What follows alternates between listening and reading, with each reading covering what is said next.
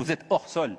On ne parle même pas de politique, nous sommes en train de parler de patrimoine culturel immatériel et vous vous permettez d'intervenir encore une fois sur les questions liées à l'intégrité territoriale du Maroc. Et ce qui me fait encore plus sourire, c'est que vous dites que vous n'êtes pas une partie intéressée, que vous n'êtes pas une partie prenante à ce conflit. Vous êtes la partie essentielle, vous êtes la partie principale à ce conflit que vous entretenez depuis 50 ans. C'est dans le cadre de la non-politisation de cette organisation que j'aimerais intervenir. Il a été mentionné dans la dernière présentation plusieurs fois les territoires du Sud, dont les territoires du Dakhla. Les territoires du Dakhla, c'est des territoires qui sont des territoires du Sahara occidental, non autonomes. Et à cet égard, je voudrais mentionner ou souligner ce qui suit. Les territoires du Sahara occidental sont des territoires non autonomes où le processus de décolonisation n'est pas entièrement achevé. Le comité intergouvernemental du patrimoine, qui relève de la Convention de 2003 et de l'UNESCO, qui est une organisation qui relève du système des Nations Unies, doivent continuer à respecter la loi internationale et la légitimité internationale. Merci, Monsieur le Président. C'est dommage que j'ai à évoquer l'intervention de l'Algérie qui a parlé de non-politisation.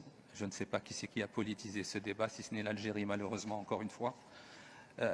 D'obsession, et ça me fait sourire parce que l'obsession algérienne fait que malheureusement vous entendez mal ce qu'on dit. D'abord, le Sahara est un territoire marocain, occidental comme vous dites, il est marocain. Deuxièmement, nous n'avons pas parlé de Dakhla, nous avons parlé de Tata, monsieur le délégué de l'Algérie.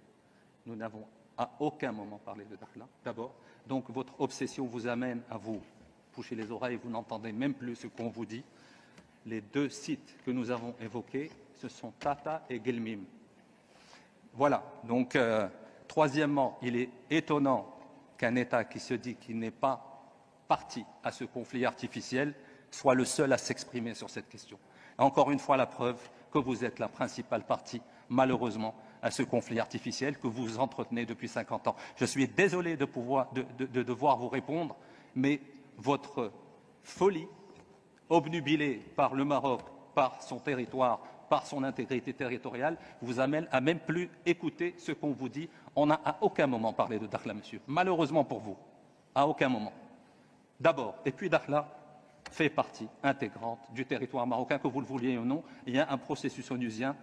Vous êtes prié de sortir et de laisser les Nations Unies faire leur travail.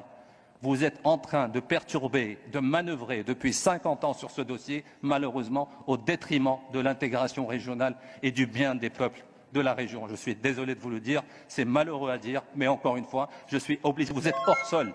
On ne parle même pas de politique, nous sommes en train de parler de patrimoine culturel immatériel et vous vous permettez d'intervenir encore une fois sur les questions liées à l'intégrité territoriale du Maroc. Et ce qui me fait encore plus sourire, c'est que vous dites que vous n'êtes pas une partie intéressée, que vous n'êtes pas une partie prenante à ce conflit. Vous êtes la partie essentielle, vous êtes la partie principale à ce conflit que vous entretenez depuis 50 ans. Je suis désolé de vous le dire, monsieur.